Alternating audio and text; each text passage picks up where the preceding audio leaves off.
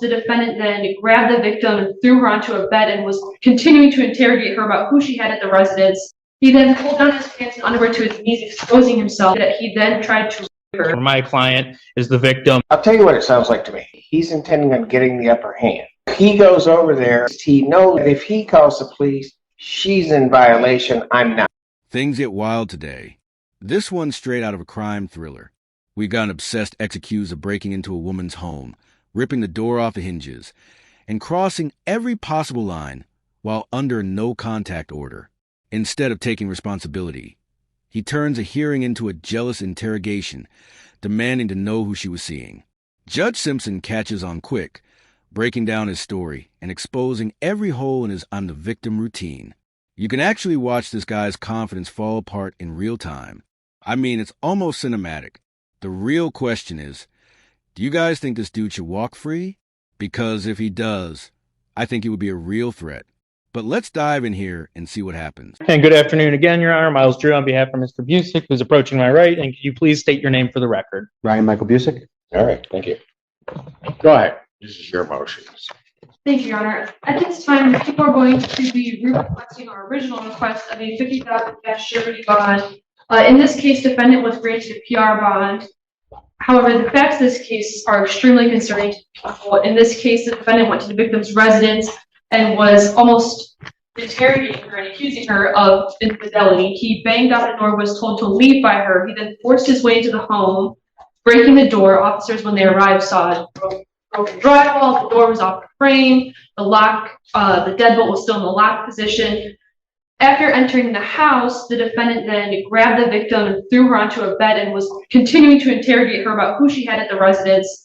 He then pulled down his pants and underwear to his knees, exposing himself, and she stated that he then tried to rape her. While this was happening, he was continuing to interrogate her about infidelity. She was then able to kick the defendant, run away out of the room, and exit the home, where she began to yell for help. Neighbors heard her calling for help. After that, the defendant then proceeded to chase her down and tried to stop her by grabbing her arm, causing her to fall. Law enforcement arrived shortly after, and in the videos, see that they both, it was raining, and they were both covered in rain and I guess water, I don't know. But it's very concerning, especially given that there was the broken door. And then not only after that, when he gets into custody, one of the two calls he makes, while one of them was prior to bond conditions, it was concerning to the people, given that in that call, he continues that line of interrogation of accusing her of cheating and infidelity on the jail calls. And then the next day, when he's arraigned, after he's arraigned, he calls her again, violating his bond. And it just seems, especially given these emails that we received yesterday, he has this obsessive disposition with this victim, and it's very concerning to people given the facts of this case and his actions after this case occurs. So at this time, we're going to be re-requesting our $50,000 request, and believe that a personal recognizance bond was an abuse of discretion, Your Honor. Ms. Rhodes. And Your Honor, we would admit that there was a call that occurred on the jail line, the one call that is a violation of the court's bond conditions for the no contact. I would note that all the allegations the prosecutor has gone over as it relates to the bond violations were prior to me being retained as counsel. Mr. Busick's a lifelong resident of Ypsilanti. He has a clean eye chat that I've seen, meaning he has no priors and accordingly no capious history. While this is a very serious charge, and Mr. Busick does contest the allegations and is serious about facing them as evidenced by retaining counsel, I would note that there was no injuries or medical treatment and that Mr. Busick did comply with police officers. While I'm not here to litigate the facts of this case in a bond hearing, I think it's evident from looking at this case and the pending case against the complaining witness, where my client is the victim, that they have a dysfunctional long-term relationship that will no longer work out in any capacity as a romantic relationship. I've expressed that to Mr. Busick, and he's been receptive to that feedback. I think it's clear that neither party has treated each other very well. He is living currently in Ypsilanti with his mother, Lisa, who's in court today, his stepdad, Doug, who is also in court today, sister Chelsea, who is not here, but has been in constant communication in my office. His sister Erica is here in court, so he has strong family support in this matter. He does have two children with the complaining witness in this matter, his son Matthew, 4 years old, and daughter Scarlett, 2 years old. It's a shared custody situation where he has the kids on the weekend and about 2 or 3 nights during the week. His mom and sister are facilitating those custody exchanges. And I have expressed not only to Mr. Busick, but to the family, the importance of the no contact order, including that it means no third party contact, and have instructed the family not to discuss this case in any capacity whatsoever with the complaining witness. As for work, Mr. Busick is a journeyman carpenter with the Regional Carpenters and Millwright Union. He has over 10 years experience and 6 years with the union. He has good health coverage through his job that provides for not only him, but his children with the complaining witness. It's our understanding that the complaining witness does not work. And even though there's no child support order in place, he does also provide support to the mother of his children for expenses when she has the kids in her possession. In other words, he is the provider for these children, and they get their health insurance through his job. And that appears to be the only avenue for their health insurance. And he is at risk of losing this job should he go to jail. So, Your Honor, I would, conclude by saying that counsel was retained after all these allegations, that Mr. Busick has no prior criminal record. And I think him and the family maybe didn't understand the scope and importance and severity of a no contact order. I have counseled them at length about that no contact means for any reason. Yet you have understood about that, counsel? I mean, even if your girlfriend cheated, breaking down her door and forcing yourself into that situation is beyond wrong if the claim holds any truth. The lawyer's the one laying it all out. And you could just tell even Judge Simpson's face says, what am I hearing right now? This is not a traffic ticket. This is a non-comp violation tied to a potential assault. And that combination makes any judge's radar go off instantly. Once a no-contact order is active, it doesn't matter if she invited him out or not. Legally, he can't be there. Period. And that's what makes these kind of cases so messy. The law doesn't care about emotions. It cares about actions only. And Judge Simpson knows how fast situations like this can turn into repeat offenses if the court gets too lenient. I mean, I'm not saying this dude did it, but if even part of this is real, it is very serious. I really hope Judge Simpson doesn't go easy if things go south here. Your Honor, I think it's somewhat common for people. I know no contact means no contact, and it's very straightforward, but I think people that have no prior history with the criminal justice system sometimes do not think things are as straightforward as they are. He certainly makes no excuses for his behavior, and he knows it's inexcusable to make those calls. We would be asking for a $25,000, 10% with the tether. But he's still, I mean, from the allegations, I mean, and I'm not making necessarily a presumption of his guilt of those, but he's making certain allegations regarding her infidelity, then ultimately gets arrested. I mean, after creating, I guess, some damage or allegedly creating some damage to the premises, and things not going well because now you're in custody, you're told by the magistrate not to have contact, and what does he do? He has contact. And about the same thing that the allegations are about. Right. I understand the court's concerns. That's why we are asking for a cash bond in this matter. I would point out that, since he was assaulted in March by the complaining witness, which resulted in felonious charges, these have been some of the hardest and trying months of his life. He has not been in his right state of mind. We're going to be looking to getting him, treatment while on bond and getting evaluated for a treatment course so he can get some support in facing this tough time, Judge. Ultimately, there's no excuse for making the phone call on bond. We understand that the allegations are concerning. We can test them as it relates to the case. Tell me how I can even be sure that he's going to follow this court's conditions. Well, I think you have his family sitting right here in the courtroom, that they're accountable, good members of our society that are going to be looking out and holding him accountable. They have, financial interests involved in this case as well. They are living with Ryan. He has no prior record, which I think speaks to the fact that they raised him pretty well up to this trying point here. And I think that the tether was put in place after these phone calls, and there's been no issues with the exclusion zone. So I think in that respect, the tether is working, Judge, and I think you have members of the community that will be looking out to assure that your court order is followed by Mr. Busick. And I think this is a real wake-up call for him, quite frankly. This isn't a situation he's used to being into, given his clean criminal record. And I think he's standing up a little bit straighter now after this and understands just how much is on the line after having a stern talking with counsel both last night and prior to court today about the severity of the situation that he's in here, Judge. In the 14B case, isn't there a no contact? There is a no contact order in place. So what's he doing there? I mean, that's the part that's troublesome to me. He has a case in which he's the alleged victim, right, counsel? Correct. He knows there's a no contact provision, right? Yes.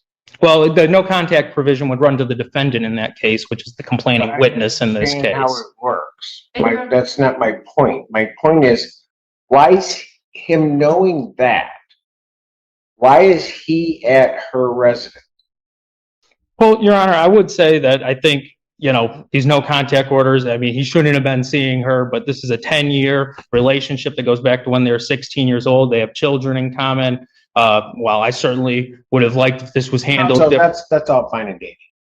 But he knows she's not supposed to have contact, right?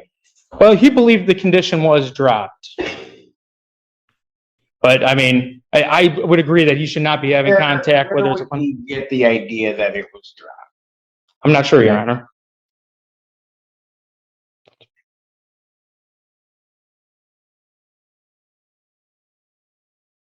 I don't believe that for a minute. I mean, he knows she's not supposed to. I mean, I'll tell you what it sounds like to me. Sounds like to me he's intending on getting the upper hand. So he goes over there and he can basically, in essence, force her to give whatever answers he wants, because the one thing at least he knows or thinks is that if he calls the police, she's in violation, I'm not. No contact means no contact. Plain and simple. And this guy still had contact. That alone shows he's not taking the court order seriously at all. I can't even believe he's even asking for a cash bond. Like that somehow balances out what he's accused of doing. Judge Simpson's been doing this long enough to know when somebody's just saying what sounds good versus actually getting it. What really makes this one tricky is this guy's clean record. I mean, he has no criminal history. Nothing. That kind of always makes judges hesitate because it is kind of hard to predict if this is a one-time mistake or red flag for something much worse. But yeah, this dude's asking for a tether like that's going to magically fix the trust issue. But you can see Judge Simpson's really thinking this one through. So, I mean, in right reason, though, he has no criminal history, like I said.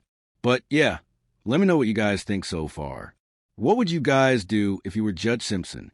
No, I don't think that that's the situation going on. I mean, when the police officers did bring up the no contact order on the scene, he said that he had thought it had been dropped. I mean, I think he's simply concerned about, these beliefs of infidelity, Your Honor. It's an improper way of going about it without doubt. But given that he has no record, he hasn't had any trying situations. He's only 26 years old. Any trying situations like this in his life, I would view this as kind of a one-off situation that now that he has the accountability structure in place with his family being aware of what's going on, being in the courtroom here supporting him, that this type of behavior would not continue. And I expect him to comply with all court orders going forward, Judge.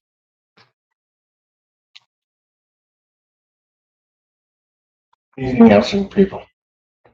Nothing. I mean, I just have concerns given what the court stated with the no contact order in the 14B case, and given that the victim in her interview with police at the scene states that they're separating. So I don't know why he would go to her residence to accuse her of this break-in and assault her.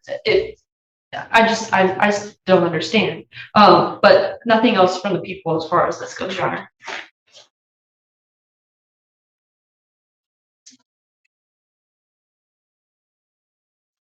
All right, and I think you know this, counsel. What I really should do is I should revoke his bond. He doesn't make it a day.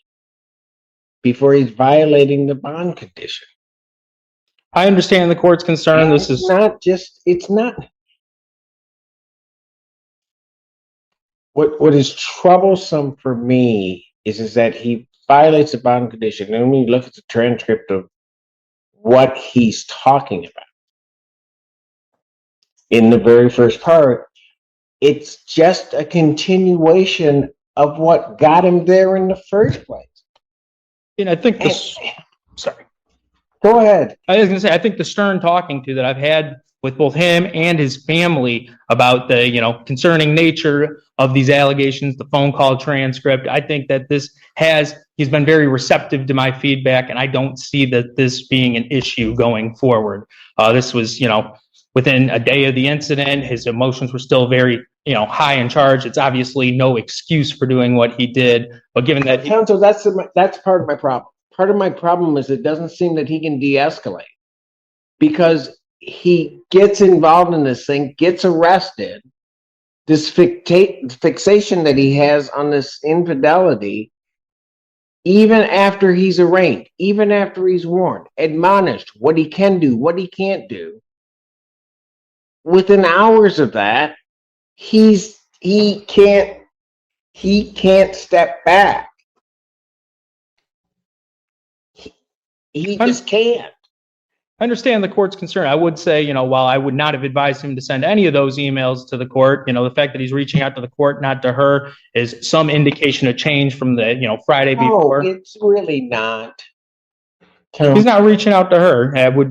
I certainly would not have advised him to send those emails, and I have instructed him going forward not to do anything like that and to run anything he's doing with these cases through counsel going forward. Even the emails are concerning. In the emails, he's trying to get her in trouble, trying to use this as leverage against her in the other case. And he just can't stop. Even if it's not contacting her, it's this continued obsessive feelings towards this victim. I'm certainly not pleased with the emails being sent, but I would note that it does appear that there are potentially bond violations on the other case. That's not a concern for this court here. But it's not like he's faking up and frivolly. Why is it even his? Your Honor, I have a good explanation for that. Tell me what's your client's purpose in sending those to the court. What was the purpose in sending those to the court? Wanted to alert them of the bond violations that have been alerted of in his case, Your Honor. It's not anything that he's proud of, but, he was going to change his actions going forward. It's not my court. He knows what court it's in. Why is he sending it here? I think people commonly get confused about the 14th. Counsel, look at the very first email. He's not confused because he's real clear about what he thinks is happening with her defaming him. I meant the confusion about 14A or 14B, Judge. I understand. But I'm saying, why did he send it here? I'm not the judge. He knows it. He's not confused about what court it is at all. So he just thought the no contact order magically disappeared overnight. That is not how court orders work. You don't get to self-expire them like coupons. This guy's only 26, and he's basically staring out a life-changing situation, whether he realizes it or not. If he's found guilty, there is no way Judge Simpson hands him a slap on the wrist. Not after this one. I just don't get why he would even show up at her house when they're separated. It's like he's addicted to bad decisions. But the worst part is, he couldn't even make it a full day without breaking his bond conditions. And that really tells a judge everything he needs to know about self-control. I completely agree with Judge Simpson here. I'd yank his bond, too. He just keeps doing the exact thing that got him here.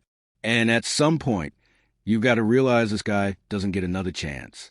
He needs a very serious reset.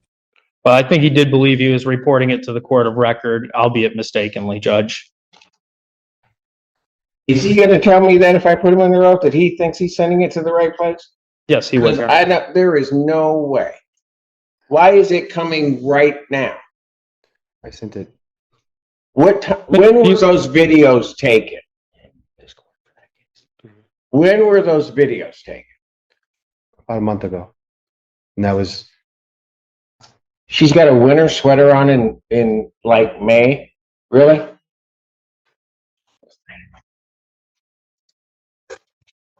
So if you had them for a month and you think you're contacting that court, what took you so long?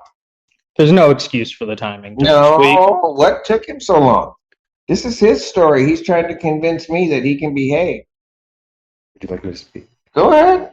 So I didn't want to contact the court because, yes, we were working on things, and I spoke in front of you, and I believe that the no contact was dropped so we could start to work on things. I came in front of you and said that during her case one day.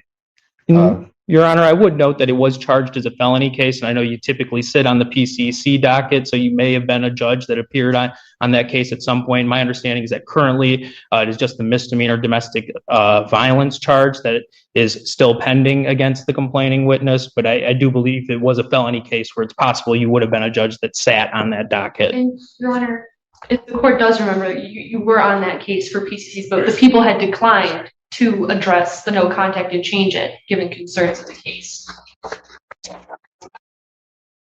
If you were looking to report these month-old alleged bond violations, why did the court need to know that now she's defaming you? I just said there's no excuse for sending it. There's no excuse for the slander, man. What? No excuse for the slander. Yeah, but how is that a bond violation? I believe there was an understanding from Mr. Busick that there was some kind of no alcohol or no drug provision as part of her pretrial release order. I believe that's what he understood. Whether that is or is not the case, I'm not sure, Judge. But then it says, and is now causing defamation against me. Why is that important to the other court? It's not. Yeah, it's only important to this court. Correct. In this bond hearing. And I did believe that it was still here. I didn't know it was at 14B. How come you didn't go through your attorney to send this? I was not retained at that time, Your Honor. No, I'm talking, you had a PD at the time. Why didn't you go through her? I did try to call her that morning after speaking to the prosecutors, I believe. But I was at work and I missed her call back. When, yesterday? Yesterday, yes. So you just decided that you just send it? Well, yes, I did. I called the courthouse on my break and I said, you know, where do I contact for breaking bond? I should not have, Your Honor. Why was it so important for you to report her breaking bond? So let's assume it to be true. Why was that so important right now? Well, it Careful was how you answer me. correct. It Because, no, listen. Why was it so important to do that? You had just received an emergency bond motion to change your bond. You then start sending stuff. Why is it so important to now report what you say is a month old? I think they're older than that. The month-old video. Why is it so important to do that this week? He took forever to hand over those videos, and now he's claiming he didn't contact court because they were working things out. Yeah, I just don't buy that for a second. That is not communication. That's just pure stalling, in my opinion. I just hear that kind of excuse all the time, and it never lands well, because the court isn't a relationship counselor. But the part where he tries flipping the script by saying she broke the bond, I mean, that move always backfires because once you're the one charge, the court expects you to stay clean, not starting pointing fingers. Reporting her doesn't erase your own violations. It kind of just shows you're keeping tabs when you're supposed to be keeping distance. But in legal terms, that is still contact, even if it's indirect. You could just see Judge Simpson's patience wearing thin here. He's already connecting the dots. I mean, it's not hard to see. This whole thing feels like a guy trying to outsmart the system when he barely understands the rules. I wasn't thinking, Your Honor. Why was it so important? I don't care. What was your thinking? Whether clear or not, what was your thinking? mean, I really wasn't thinking. I suppose I really wasn't thinking clearly. I'm not too sure. I suspect the court could hear Mr. Busick there. I mean, I can, he has no justification. He clearly wasn't thinking straight. I mean, I think he was feeling the pressure of the bond violations in this case, was aware that, or thought he was aware that she may be violating her bond. There's no good justification. There's no answer that we're going to provide you, Judge, that so ultimately what satisfies makes you. me not believe that as he feels the pressure of this case, that he doesn't lash out and do something? Well, I think his Why children. would I believe that? He had counsel at the time. I don't think he had the same trust relationship with that counsel that he has now. And I think knowing how much his children's health care is on the line because of this, because his job is on the line. It's all on the line. It was Absolutely. on the line after he was arrested. It was on the line when he made that call. It was on the line when he starts sending these emails. It's always been on the line. I don't know why he can't recognize that. And that leads me to believe that no matter what I tell him, he can't do it. If he doesn't understand that from the very beginning, what's at stake. And I do believe that he went over to that unit. He went over there to get her in trouble, just like these emails. That's what he's doing. No, I don't think that the facts when the case is litigated will show that that was his intention at all, Your Honor. I understand the court having concerns, but I think not only, my talking with him, but now this, bond violation hearing in front of his parents, I think he's going to be standing much straighter. I think he understands it. I wish he was a quicker learner. It shouldn't take his parents to make him stand up and do right. And it doesn't, Your Honor. I think that he'll prove that going forward on bond. And I think bond, to the extent that he needs help, he can get better help and services outside of jail than he could inside. Frankly, they shouldn't have to be here. Right, and he agrees. I mean, even if the prosecutor objected, they shouldn't have to be here. Right. And Mr. Busick agrees. He's embarrassed and shamed by what he is putting, not only himself, but his family through in this. He's not proud to be here today, Your Honor. When is this B6C set? Thursday. 12. So this Thursday. Well, I understand what the people's request, I understand what the defendant's request is. I don't think since he's gotten out until he's called to the carpet, this defendant really does conduct himself appropriately. I don't think that has anything to do with his parents or his family or his upbringing or anything along those lines. He just can't do it. And then starts sending, he's got an attorney and he's just sending these emails to the court, accusing her of things. He's in her proximity. He doesn't need to be around her at all. He doesn't need to be contacted.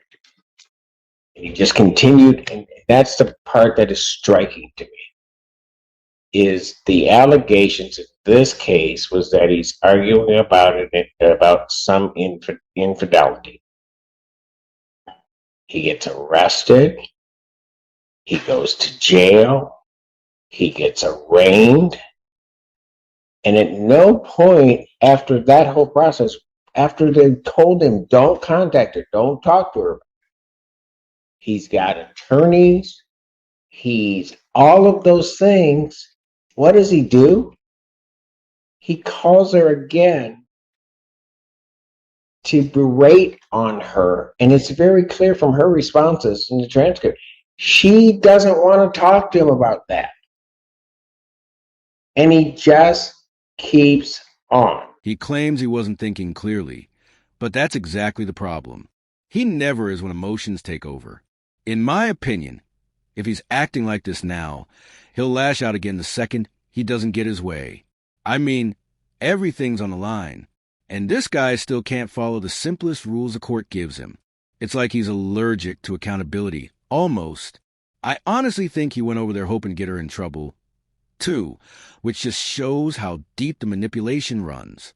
That's not even confusion. I mean, That's kind of like control disguises care. Thankfully, Judge Simpson can see right through this guy. I mean, he's been doing this a long time. This isn't a man learning from his mistakes. It's a man testing how far he can bend the system. When somebody repeatedly ignores a no-contact order, it just tells Lakota exactly what kind of risk they are. No matter how many times you tell this guy no, he's just going to do it anyways because he doesn't just want control, he wants the power of it, too. And then, if that isn't enough, he then says, oh, okay, well, just like paraphrasing, well, if you won't answer me, I'm going to try to get you in trouble and get you locked up, so I'm going to send this a month after. He's just playing games. And quite frankly, if he's playing games, he's playing with the wrong judge to play those games. Defendant's bond is going to be set, and the court is going to find on two bases. One, his violation after the bond terms were set, the court can review his bond. But I also think, given the way this defendant is exemplified by everything, that it was indeed an abuse of discretion to set his bond at a personal or cognizant bond in this case.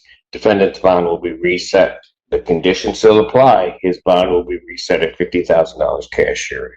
Would you consider a 10% provision, Judge? Cash surety.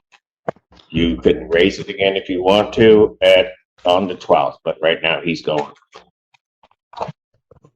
Fair enough. I hope you and your staff have a great day. You do the same, sir. Good morning, or good afternoon, you. Your Honor. Miles Drew on behalf of Mr. Ryan Busick, P number 84554. Mr. Busick, could you please state your name for the record? Ryan Michael Busick. This is a date and time set for PCC. And Your Honor, at this time, I've made a request for the video and digital discovery in this that has not been tendered to me yet, so we'd be requesting an adjournment of the PCC. All right. There would need to be a green sheet that would need, you may not be aware of that. We'll get you a green sheet to fill that out. Sure thing, Your Honor. All right. Your Honor, just for the record, there was also, the media discovery we have is in the discovery packet and should be sent over to counsel. And then I also, I called yesterday, have not received that yet, but it should be in reference. All right. And Your Honor, we would like to address Bron when the court is ready. Okay. You want the 26th or the 3rd, counsel? Give me just a moment to check my calendar, Judge. The 26th would be fine if I could be accommodated, say at like 10 a.m. or later. Well, I haven't. you'll likely be in more toward the afternoon, but I will set it at 9, and then we'll place you into a block. We noted what you've indicated, but Very good. Yeah, I do have a if he's hearing. in custody, you'll be in the 9 o'clock block, I will tell you. Okay, I may just be tardy for court then that day. I'll be coming directly from Whitford. All right. Yes, that's the bond. As to bond, while I know the court heard me 2 days ago, I would note that, due to Mr. Busick having no record, these last 2 nights in jail have left an incredibly strong impression on him. Not only the seriousness of this case, but the importance of following all conditions of any bond or any court order going forward. He would like to get back out working so he can save his health care for his children and for himself. He would like to pursue a mental health evaluation. I have talked to clinical therapists, one named Virginia Dawson, who works closely with many courts in Oakland and Wayne County, and she's worked with my office for years. She has experience at the 48th and 16th District Court. I've confirmed that she has appointments that would be available to him every single day next week, depending on his schedule. So we would accordingly renew our request for a cash bond that Mr. Busick can afford of $25,000, 10%, Your Honor, with the tether, obviously. Response from the people. Your Honor, I believe the court knows where the people stand on bond. At this point, I'm going to object, given the fact of the bond violation originally, and then the facts of this case. I believe the bond that is currently set at this moment is appropriate for this case, given all that was stated previously on the emergency bond motion, as well as the bond violations that came up as part of it. And the court would incorporate its findings a couple of days ago addressing the emergency bond, the emergency bond filed on behalf of the people, and particularly noting that after the point of arraignment, the defendant's conduct, I don't think, would lead the court to believe that this defendant would be able to follow all of the conditions as set without some cash component or significant cash component in place to try to assure his compliance. And so, and also the court does believe, because of those actions the defendant does pose a risk or threat to the community. And so therefore, the court will deny the defendant's motion to reduce the bond in this case. Once again, Would you consider a 10% provision on the current bond, Your Honor?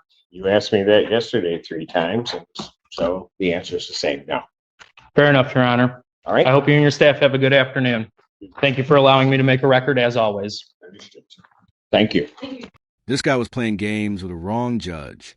I mean, the way he shut down that motion was a masterclass in accountability, exactly how it should be done.